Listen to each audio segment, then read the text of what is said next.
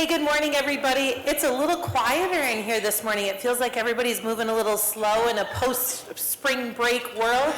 But we're so happy that you chose to get up and join us this morning. And whether you're here in person or joining us online, welcome to this month's version of Wake Up West Coast.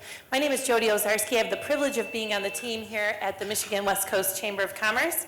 And I'd love to begin the day today by thanking our Morning Mingles sponsor.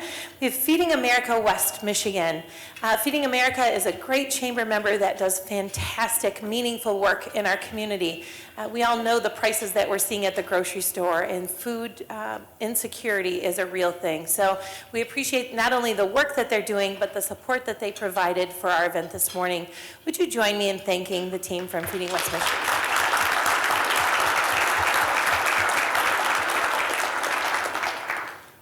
Also grateful for our sponsor this morning, Huntington National Bank. And I am joined here by my friend Dan Robertson, representing Huntington Bank. Dan, welcome. Thank you, Jody. Happy to be here. Yeah, so Dan, you are not a stranger to us here at the Chamber. Tell us a little bit about how you've chosen to be involved with the West Coast Chamber. Aside from Chamber membership, of course, which is the best, I've been on the Chamber Ambassador team for about the last 8 years or so, and getting just plugged into the community and helping to promote businesses through that type of engagement. That's awesome. So as an ambassador, you have the opportunity to go out and meet with members and prospective members. What would you tell businesses that are considering joining the Chamber? New businesses to consider, and even existing Chamber members, really it's kind of a simple concept, but I feel hard to implement. Go explore. Through the variety of chamber events, networking events, events like this, but even further, parks, restaurants, things in our community social events, go explore. There's something out there for everybody to get plugged in, both professionally and personally, whether you've been here for a little bit or a long time. Just go explore. That's awesome. Great advice. So Huntington has been a long time partner of the Chamber. Why is it that Huntington chooses to partner with the Chamber? Huntington, by sponsoring the West Coast Chamber, Huntington has the opportunity to continue collaborating with business leaders and businesses in the community to continue fostering that growth. The West Coast Chamber is an incredibly well-trusted and influential organization, not only here along the lakeshore, but West Michigan and nationally. I believe your team is getting recognized and has the opportunity to even present at some of these national events, and that just speaks to the power and reputation that the Chamber here has. By continuing that support, it's a win-win for Huntington, for businesses to continue that growth. I hope that we just recorded that. That should be Turn that into a commercial. That's right. Man, okay, thanks for coming, everybody. It's been a great day. Dan, thank you. Thank you to you and the team at Huntington Bank for continuing to be an incredible sponsor for the work that we do, but also just a great community partner. Will you join me in thanking the team at Huntington?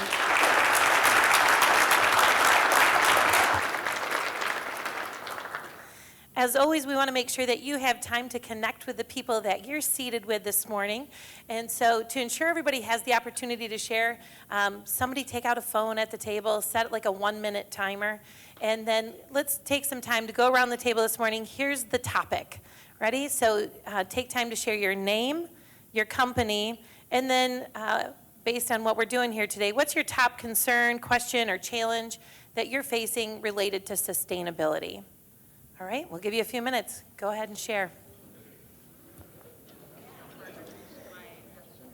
So this morning we're super excited to have a panel of business-centric sustainability experts with us here this morning. And based on the conversations that we're hearing around the room, it's a topic that's near and dear to many of us. So this panel this morning will be facilitated by Travis Williams, the CEO for the ODC Network. Travis is joined on stage by Joe Sikma. Joe is the Sustainability Manager at the Outdoor Discovery Center. Dave Koster, the General Manager for the Holland Board of Public Works. And Brian Paggio, the President of Foresight Management. Please join me in welcoming our experts to the stage.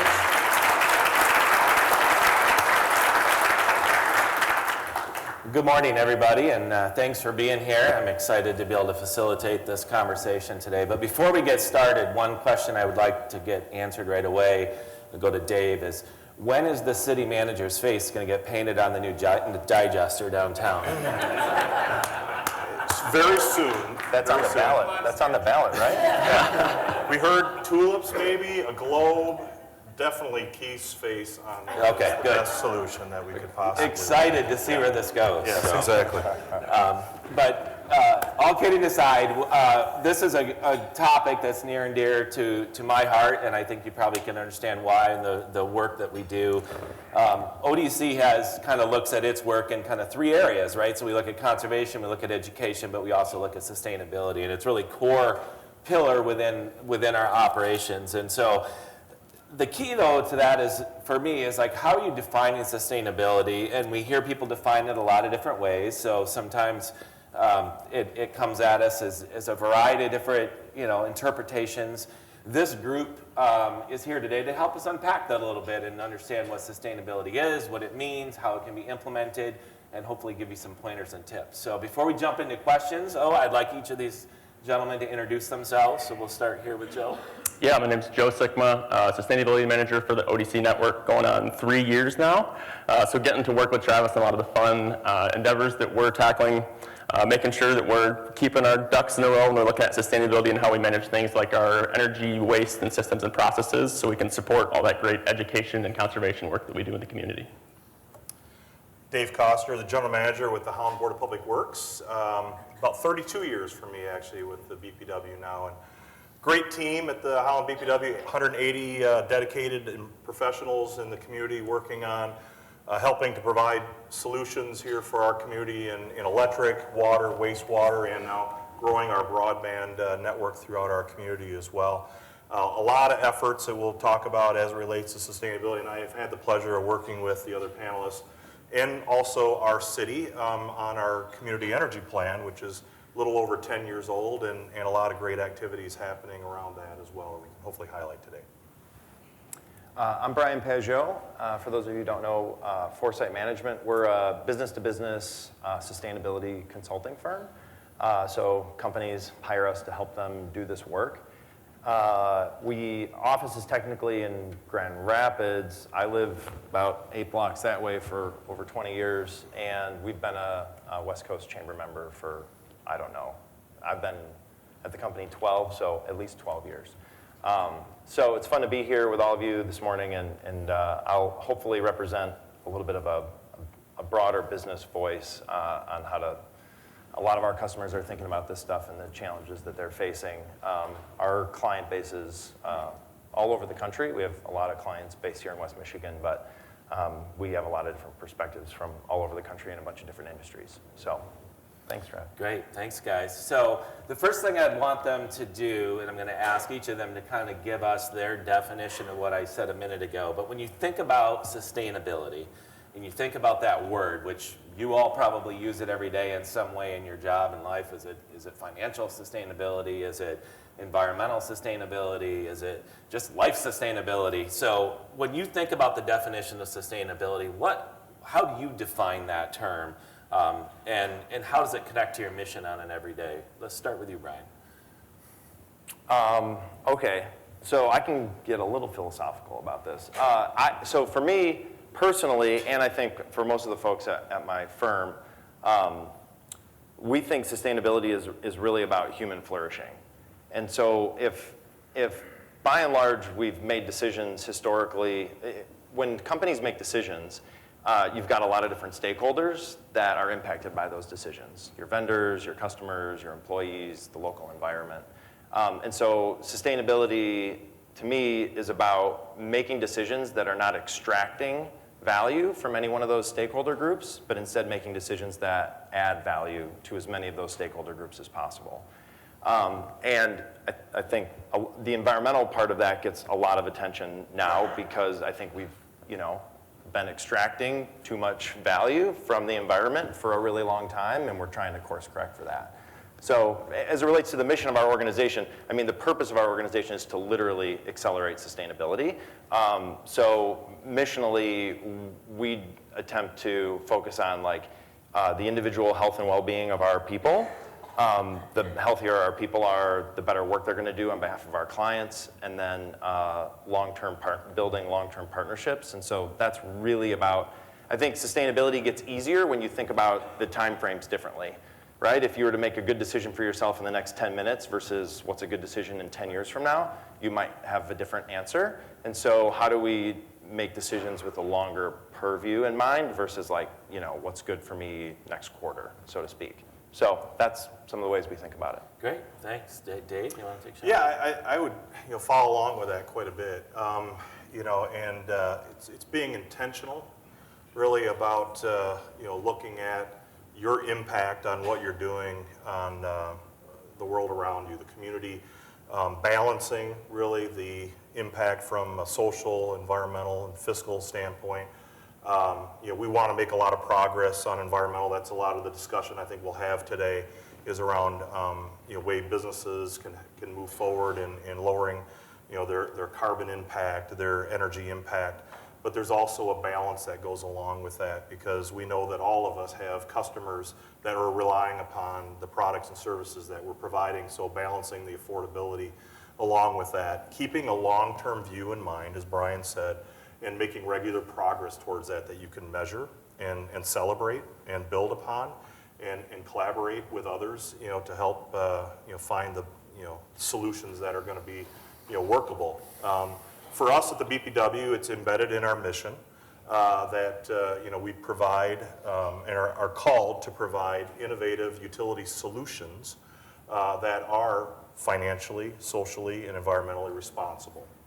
And within our strategic plan, there are 7 critical issue areas that we look at, and one of those is sustainable stewardship. And our board has identified key performance indicators that they're looking at in terms of the organization's performance, but also our impact as it relates to how we interface with the customers in the business and residential sector that use our services. So really it boils down to 2 different, I would say, categories of activities. One is walking the talk, leading by example. So we're out there doing things to decarbonize our fleet, electrify our fleet.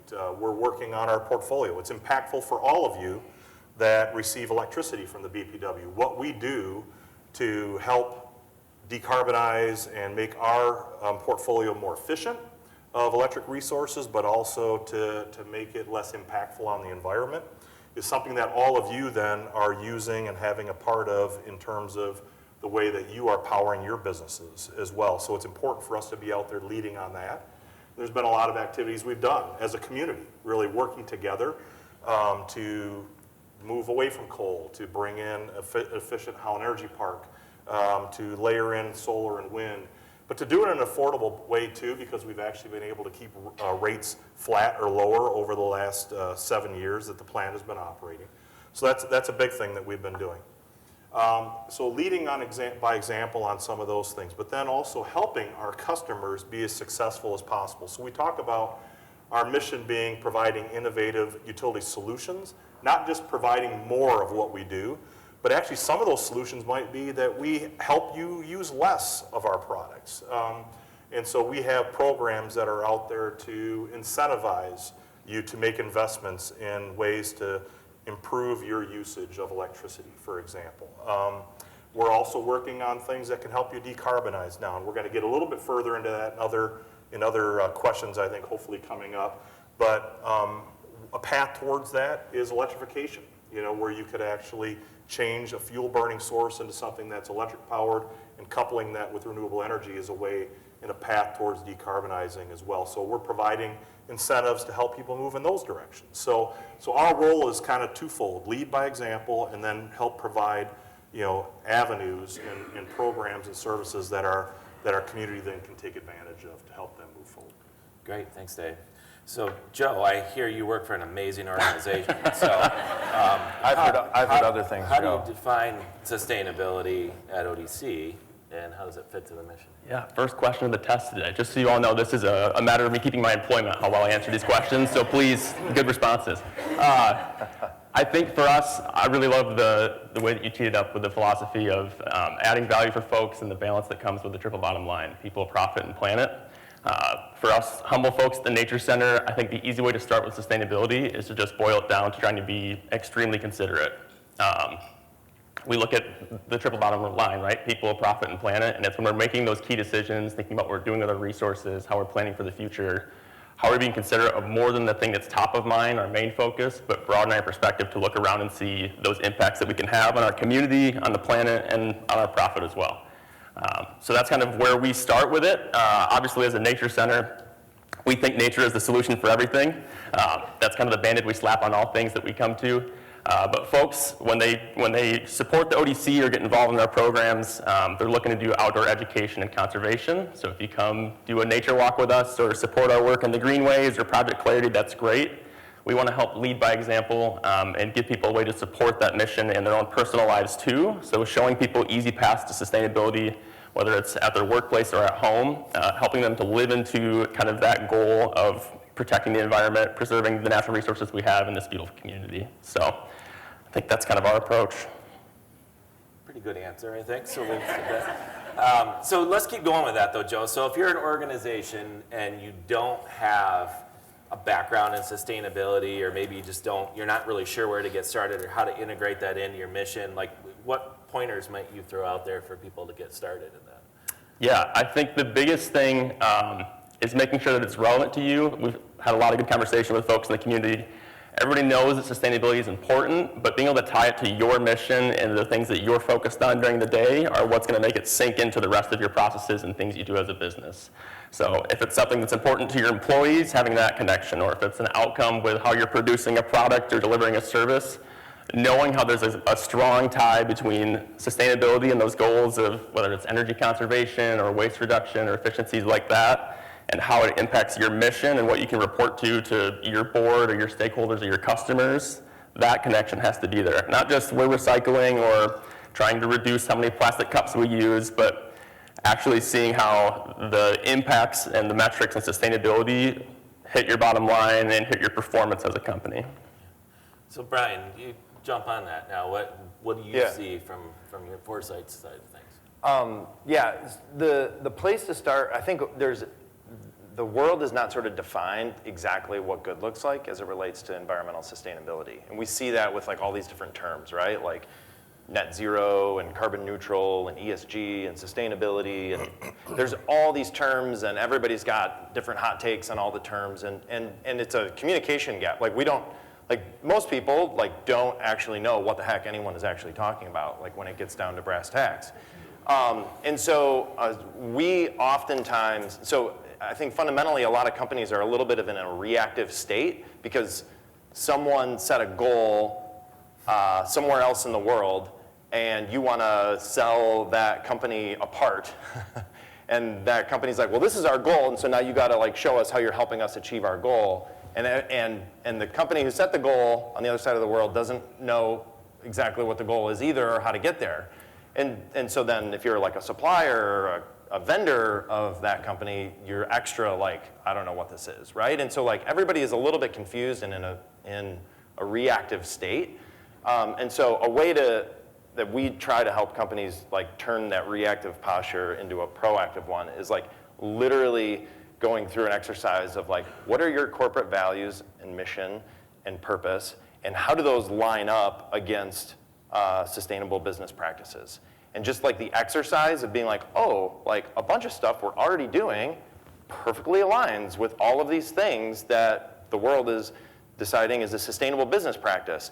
And like now we can just have a language connection and we can build confidence around like we're not starting from zero and we're not confused. We actually like know where we're at and then we can move forward. So I think an exercise around like talking to someone who knows what these things are and then layering that against your own individual company's corporate mission and vision and values is a great starting point because you'll build real momentum versus just like attempting to guess all the time and do random stuff.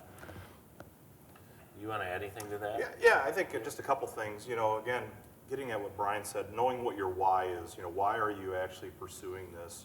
That's really going to help you be true to something that's, use the term sustainable over a long period of time, of your actions, right? The other thing is that we know that many businesses don't have the bandwidth to handle all the different things that are going on as relates to just getting your services out, getting products that you're producing, as well as tackling an issue around sustainability and how you can improve from an impact standpoint, regardless of what that is. And so, there are entities that are out there to help, and Brian's firm is one of those, that is available. The Holland BPW as well, SEMCO here as your energy providers are available to you as well to help in that regard. And there's some easy things that you can do. One of the things we like to help show people is the energy efficiency pyramid, for example. At the bottom of that is a lot of low cost, no cost type of things that can be done that are very behavioral based. It's really as you move up, that some of the increased investments need to be made. So there's ways of starting early that can get you a lot of returns without a whole lot of investment from a dollar standpoint. We have people that can help you understand what those moves might be, because we know that you're doing a lot in your particular jobs today.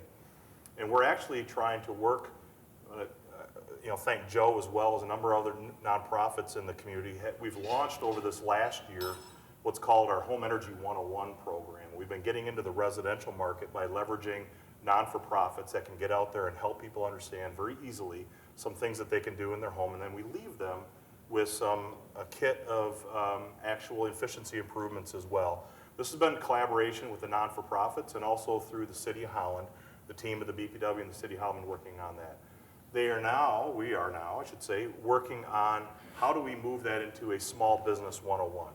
We've had a lot of uptake from our incentives by the larger manufacturers in town. They have the staffs, the facility staffs to deal with that. Our small business groups have not had that. So we're looking at more of a concierge type of service where we'd get out there and actually help you walk through that process.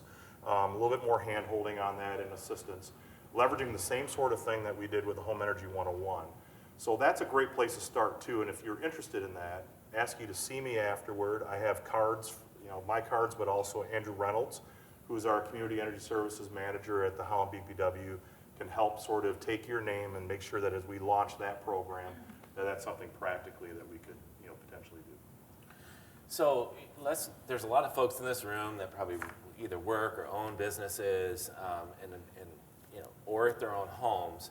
They're looking to implement these things. Joe, what are the 2 or 3 things that they could walk away from today to help them implement if they just don't? I'm blessed to have someone like you on my staff that helps us implement this, and we've taken that move as an organization. But not everybody can do that or has done that. So what's a step to help them get started? Dave just said a few things, but can you share a few ideas for the folks? Yeah. I think the 2 things that come to mind for me are to measure, and then Dan said this morning, explore. And I think exploring your resources around you, especially through the chamber, is a good way to start.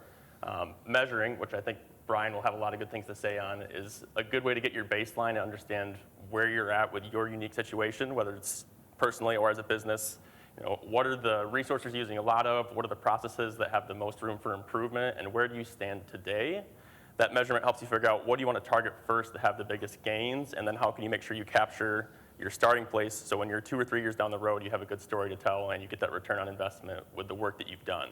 So measurement's big. We do that at ODC, measuring our footprint so we can communicate that through our annual reporting and share it with other people as well. And then exploring your resources around you. The program that was just announced and is getting lined up here is going to be an awesome program, I think, for folks to figure out where are those first 2 or 3 steps. Look into your neighbors too. We don't want to just totally piecemeal things together like Brian mentioned, but there are so many members of the chamber that have at least 1 or 2 places where they're excelling in sustainability, not just locally, but with national recognition. So talk to your neighbors, see what they're doing, ask them why they're doing it, and figure out how that can maybe come back to your home or your business and be implemented in your space too. So Brian, you work with a lot of corporations and businesses doing what you do. So what would your advice be in the same question, to the group? Yeah, presuming you've gone through a bit of a strategy exercise where you're aligning your corporate values with these practices, And a lot of people don't start there, but eventually you do need to do that if you really want to make real progress. But yeah, I mean, starting with like, what are your baselines is it's pretty basic business sort of stuff, like you can't manage what you don't measure, sort of thing, continuous improvement. So what are you, like knowing the things to measure and finding efficient ways to measure them and then building roadmaps on how to improve is, it sounds like pretty simplistic and duh, but for our clients, so if your business is just inside of like the Holland BPW, you should absolutely just go straight here and talk to Dave and his team and more or less be done on a lot of things related, or basically everything related to energy, I would say. A lot of our clients, they have buildings in lots of places, in lots of states and lots of countries, and they deal with lots of utilities. And we are so lucky here to have the Holland BPW and the level of customer service and all of the things. Like if you have no idea what it's like to work with other utilities in other places, you really don't understand how lucky we are.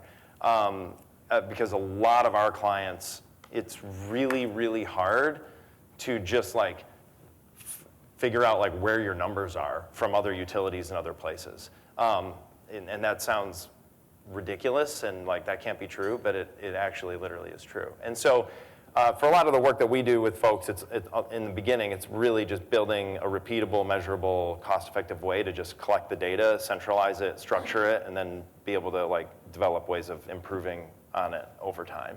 And we've built our own software to do that, and there's a lot of softwares out there that do similar things.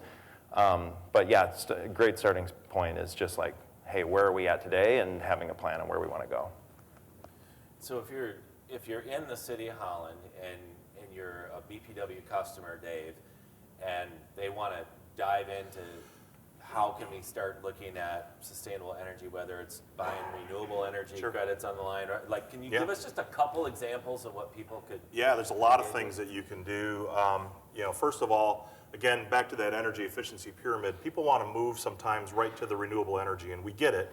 That's something that obviously is a way to decarbonize quickly.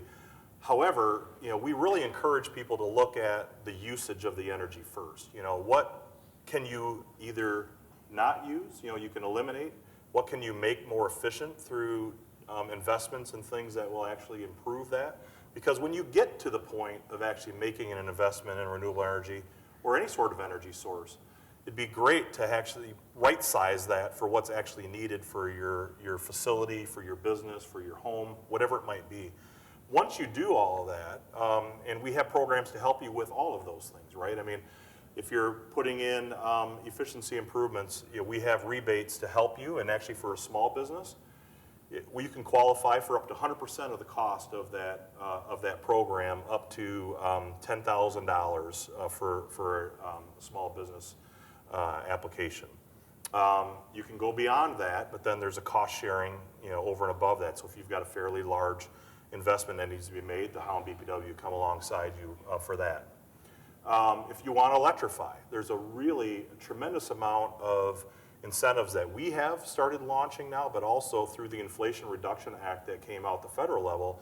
And the IRS is still working out some of the rules as it relates to this, but very soon there'll be an ability to pair some of the incentives that we have with things that are coming out of the federal government that'll really drop the cost down and make it more effective for looking at things you might be able to fuel switch into an electrified mode. And then once you start creating that electric source of power, if you want to go renewable, we have two options there as well. One, you can actually buy into an elective renewable energy rate.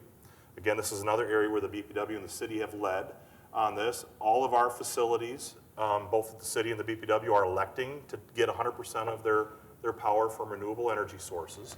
And essentially that is power that is in our portfolio that's above a level that we've established as a threshold for our mandate in our percentage of our portfolio that allows customers to elect an amount to go above that. And so you can do that, but we also have what's called a distributed generation program that if you want to put resources at your facility, solar panels, wind turbine, whatever it might be, there are actual options for you to integrate that with our system and be able to provide an offsetting to your bill as well. So a lot of options for you to move forward. Again, some of those things I encourage people to work on first, though, are work on trying to eliminate or make as efficient your energy usage at your facility before you start investing in the things that are the sources of supply for energy. That's great. And I really want to go back and unpack that a little more. Two things. One, Brian has mentioned a couple of times the importance of having this strategy plan to really align your corporate values with your efforts that you're trying to make. And assuming that you've done that exercise, which I think is a very valid thing to say, you want to start there. Joe, I know at ODC we have used the renewable energy credit stuff. We also have installed a lot of different solar and other services. Can you maybe just share a little bit with the group of like what we've done or some of the thoughts that we have going forward and how we're implementing that, so they can see how does it really happening in a small, relatively small business here in town? How does that look when it gets implemented?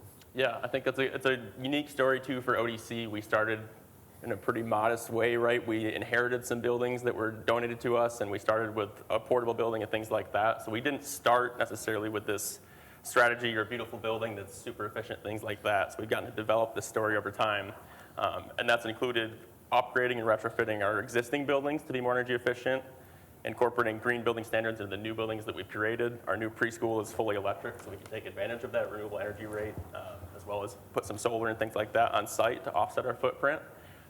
We've invested in solar for the past 4 or 5 years, putting new arrays out about every year that offset the equivalent of around 40% of our energy usage on site. So even here in Michigan, when it's snowy or cloudy, we're still getting a lot of energy on site out at ODC. And then also teaching our staff to do the little things too, right? The small habits, the things at the bottom of that energy pyramid that help to lower our usage. And when we tie that to our mission and why we're doing what we do, it helps people to take pride in that and stick to those actions. I want to riff on that a little, just because I think what Joe's talking about, things that are combining this sort of more of a long-term perspective with value creation beyond just pure dollars. There's still dollar value creation, but like solar in Michigan on a building is, gosh, depending on incentives and supply chain and all kinds of stuff, but can be maybe an 8-9 year payback and probably 12, 13, 14-year payback. Now, the panels are rated for whatever, 25 years and all that kind of stuff, right? So it pays back, but you have to have a longer, most businesses don't make a lot of decisions around a 10-year payback, okay? A lot of larger corporations, it's like 18 months or better. So this is where you have to start thinking about your decision-making timelines a little differently. But then you have to think about the other value creation that you're making beyond pure dollars. Employee retention, employee attraction, the health and wellness of the health of the actual buildings. For ODC, my daughter goes to preschool there, and she'd run around asking about the solar panel, and people, there's more to it than just your money back, right? And so it's a great example of you can do good things, but you have to be thinking about this stuff beyond just pure dollars. But they do pay back as well. And now and to Dave's point, the IRA stuff, when that is going to get real, it's going to be even as attractive as maybe it will ever be on a business case to implement some of this stuff. So that's good. And my last question, I think, today is really going to take that a step further. So, if you understand your mission, your vision, your values, you're looking at your data collection, you're measuring, you're doing all those things, how can a business effectively communicate that they're doing these things out to the public? How can we do what you just said and tap into that extra value piece? What are some examples of that? Maybe from your level, Joe, Dave, or Brian, let's just kind of hear, what do you think are some ways that we can communicate that, and maybe even the why behind we want to do that. So a little bit more on what Brian just shared. Maybe take it from a community perspective, first of all, because again, when I look at the BPW, it's really hard to look at the BPW without looking at the entire community and the community energy plan. And actually on the tables when you go out, there should be, hopefully there are, a status update of where we are with the progress that has been made on that over the last, coming up on now, 12, 13 years that the plan has been underway. And we got together. This is really a community effort that happened back in 2011 to decide that we were going to be very intentional about making progress to improve our community's performance. So again, we're all part of this. Is the communication out about that. And so by creating specialized website around the work that is going on within the community plan, but then regular reporting out in public settings, that effort. We've made great progress. We brought the number from a starting point of 24 metric tons per capita in our community, and we were, without any work, we were going to be heading north to about 37 metric tons per capita by 2050. In the first 10 years, we've knocked that number down to 17. And through the work that again, Brian and Travis actually chaired the strategic development team in our community to relook at that and cast a new vision and some new objectives and targets for the community plan. We are now looking at bringing that number down to essentially 12 metric tons, which was the level by the plan that was originally created. That was really what we modeled to by 2050. We're looking at trying to hit that number by 2030. And so great work has been done in our community, but it takes all of us working on that. And it does take, what helps, I think, people get behind that is the communication out. That's where you see the momentum and you see that it's working. And when you can see that, then people are interested in actually doing more. So taking that incremental approach, be happy that progress is being made and celebrate it, any chance that you can do that. I think those are the keys to helping to communicate that. The other thing, I don't know if either of you are going to mention this, we as a community too, and this can happen at an organization level, you can participate in a disclosure program called the Carbon Disclosure, or CDP was the last name of the program, Carbon Disclosure Program. Yep. And essentially through that, you can also learn a lot about what these other businesses are doing to make that progress. So you see all the commitments that are out there and how the progress is going for them. And I think that can also be inspiring to your organization in your journey as well. You want to go, Joe? Sure. Yeah. I think for us, a lot of our communication starts at an internal level. Brian mentioned, and I think Travis talked about too, having that strategic plan and aligning it with your vision and mission. If it's aligned with your mission and what you're doing as an organization, it should be communicated to your employees and your board and your stakeholders. So Alexa Reddick is in the room in here. She's our VP of Marketing Communications, and makes a strong point of having that in our newsletters, in our staff meetings, in our updates, so that our team can talk about and understand why we're doing things in the sustainability space and how that impacts us as an organization. Starting from there and then moving out, it goes into our reports and our communications to our visitors, to our stakeholders, to our donors, things of that nature, so they know the impact that it has on us as an organization. And then some of the more big, visible, fun things, when we do a cool project like a new preschool or a playground and we can tell those stories, sustainability kind of is the icing on the cake, if you will, at least for me as the sustainability guy. We can tell that that's a piece of it and it's something we invested in and cared about that we went with for those projects. So communicating there is good. CDP is a great resource, especially for some of the bigger customers. Energy Star Portfolio Manager is a simple one for utility usage. The Chamber's actually worked with the ODC for the past 2 years, and we're going on to a third year now with what we call the Nature Rich Business Spotlight. I think it might have been on the front desk, but it's a little publication we put together just highlighting some of the Chamber members that have done something in the sustainability space. We're not looking for people that are the superstars, that are Brian's favorite customers, but people that are just doing something, whether it's a step forward in recycling or energy or a program that you're launching with your staff or your visitors. Just trying to share those stories and get people to recognize that and celebrate it so that we can learn from one another and communicate to our customers as well. So that's opening up again this April. If you want to nominate yourself or have a story to share, we'd love to hear that. And we'll have some more information on that in our socials and through the networks as well. So we have 2 minutes left. You have anything to add to that? Cool. I only have like 20 minutes on this topic, so we're good. Plus, Joe, all customers are good. We empower them to be superstars, okay? That's it. We're good. Yeah, hey. So from a corporate perspective, this is like so important. And we've got like a weird like West Michigan nice, we don't want to like talk about the good things we're doing vibe. And it's really counterproductive.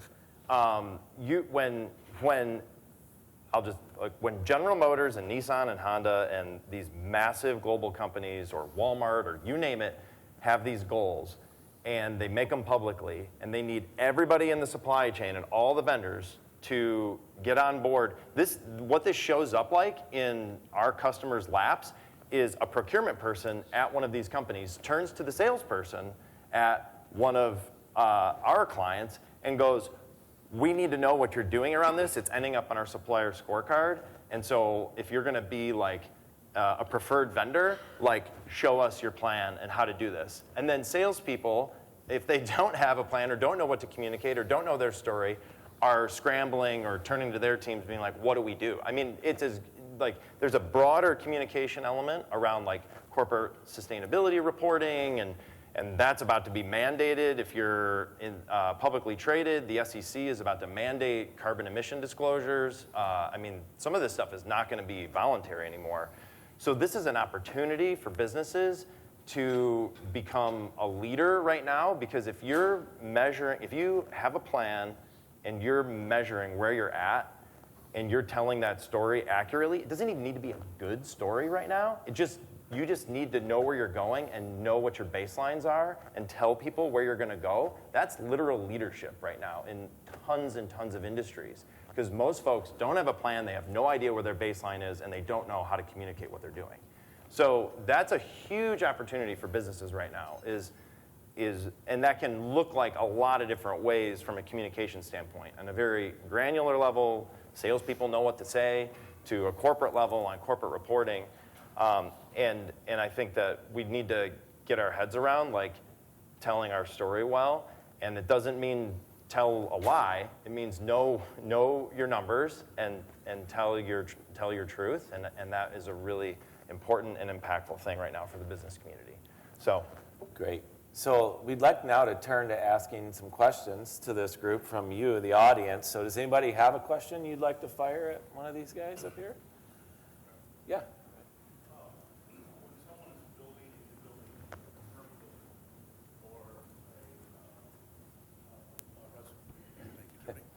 When a company is building a new building or adding on to a new commercial building, or a residential house is being built, as a percentage, how often do those builders or architects confer with you guys as to what they can do from an energy standpoint?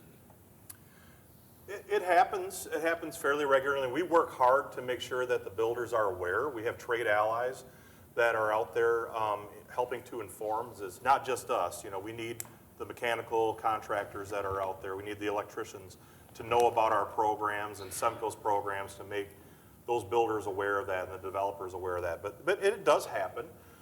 Maybe not as much as we would like, and there's opportunities that are still there. We actually have programs for new construction. If you go beyond the code, you know, we have incentives, and actually even in the small business, in the business area, that could be anywhere between $50,000 to $100,000 of incentives to go beyond the code. So that can go a long way to helping you make those next steps in there. But yeah, I mean, word of mouth. You know, we need to get people aware that, hey, I took advantage of this program and look what it did for me. I mean, that's part of that communication message that we want to help get out there. And we're working hard. Our trade allies are doing great work in that regard. But there's more opportunity for sure. The percentage is very low, Phil. It's very low. And I think, and it's not, it's an interesting construct, because in the commercial space, and I'll oversimplify, which is usually what I'm good at, is so you want to build a building and you have a budget. And then you go to a construction manager, a general contractor, an architect and engineer, and you go, build this, here's my budget, build me a building. And if you have not gone through a version of like the values of our organization and how sustainability intersects and informs that, then you're not helping the architecture and engineering firm or the general contractor. You're not giving them permission to explore all of the options if you, as the owner, don't tell them what you value. If all that you value is like, we have $5 million to build a building, then they're going to do what they need to do to get you that building for $5 million. And I think if it came with like, we have $5 million, but these are the things that we value and the priorities, I think you're going to have a totally different experience in the commercial space.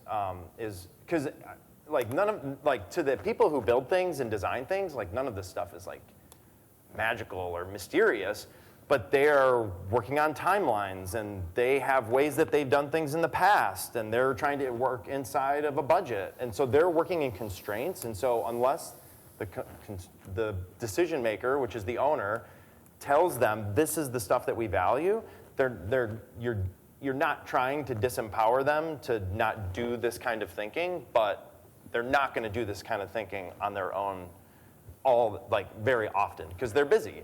And I don't know if that makes sense, but that's a lot of like how we make change is when we inspire those smart people and empower them to help in this stuff. It's not for a lack of education or knowing this stuff. I know way too many construction and architecture and engineering people who are like, yeah, we'd love to do that, but the budget, it's like, okay. So, Another question? Jennifer. Dave, talk about the biodigester, Dave, Sure. because I think it's such a great community resource, and no one really quite understands what's in there and how it's world class. Plus the face on plus the- Keith plus left. No Keith face. I left. do not want Keith Keith's left. face I think on he it. left because they're putting his face on it. They needed to do the Keith fiction. left. He's out there sitting for the artist. Yeah. So, no. Look, this is another example of being very intentional about looking at how we can be sustainable in our processes. And in our water reclamation facility, one of the products that we deal with is sludge out at the waste treatment plant, and it has to be disposed of in a couple of different ways.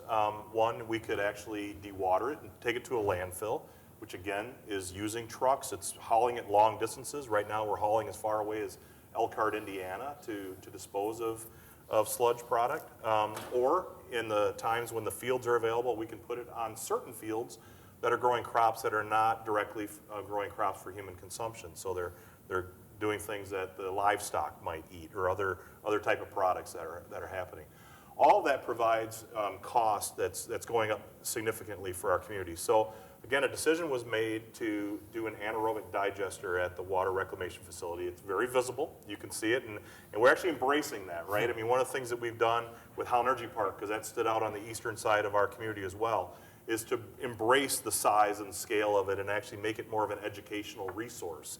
So we build a visitor center inside of that. Well, with the digester too, it's embedded within the window on the waterfront area, and so working with ODC, we created signage that's actually very similar to the marquees and trail signage that you'd see in other places where they are managing trail systems around our area to help people know why is this project here, what is the role of it, what's your role in it, and help educate on that. What it's going to do for us is tremendous. It's going to actually reduce the amount of volume of biosolids in half by converting the volatile organic matter in there into methane, which then we can use to run a generator on site to provide heat and power for that, a renewable resource. And it's going to make the sludge that remains a much more friendly product. It destroys pathogens that are in the sludge and does other things that instead of being only used for crops that are not for human consumption, it could be turned into a fertilizer product that could be safe to put on lawns and in a lot of other areas. So it could take something that is a waste product in great extent when it goes to a landfill and make it more sustainable, make it more a reuse opportunity for our community.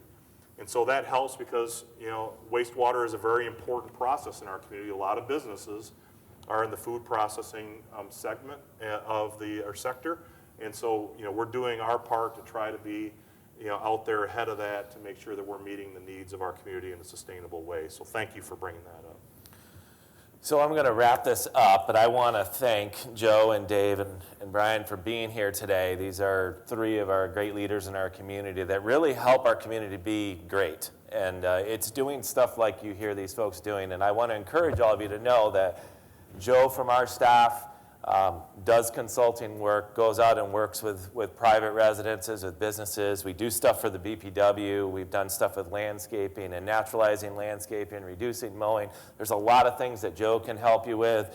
Dave, obviously, through the BPW can help you with a lot of things. And Brian, as a business, can help your business out. So don't hesitate to reach out to these folks to take that first step. And I want to end with a quote, and I think it really ties everything we've kind of talked about today. But Desmond Tutu actually said, "Do a little bit of good where you are, and it's those little bits of good put together that overwhelm the world."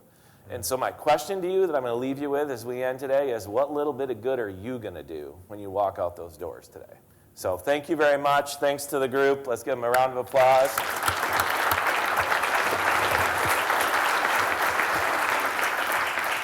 Travis, Joe, Dave, Brian, thank you so much. I know I have takeaways already that I'm thinking about what we can do with our small staff of 7 to make a small step and making an impact. So thank you for that. Joe also mentioned that Nature Rich Sustainability Guide, and the timing is perfect, actually. This Friday morning at about 9 a.m., you'll get an email from the Chamber. One of the things in that email this week will be a link for you to nominate someone or yourself for the work that you're doing in this space. So keep an eye out for that. We'd love to see some more nominations there and celebrate the good work that is happening here in our community. I hope that you'll also join us next month as we have a little different flavor.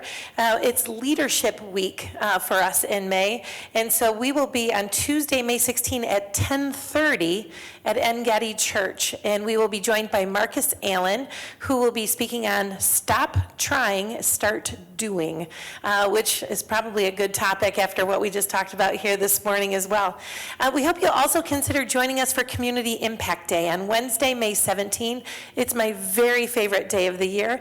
It's the afternoon where we go out and make an impact on our community by volunteering at local nonprofits and municipalities to do the work that they just need a little extra hand getting done. We're shooting for 1,000 volunteers out in our community that afternoon, so we'd love to see you sign up. You can find the link on our website. 3 hours of volunteer time and then a little bit of celebration out at Windmill Island. We hope that you'll join us for that. So with that, I'll say thanks for joining us today and go make it a remarkable day.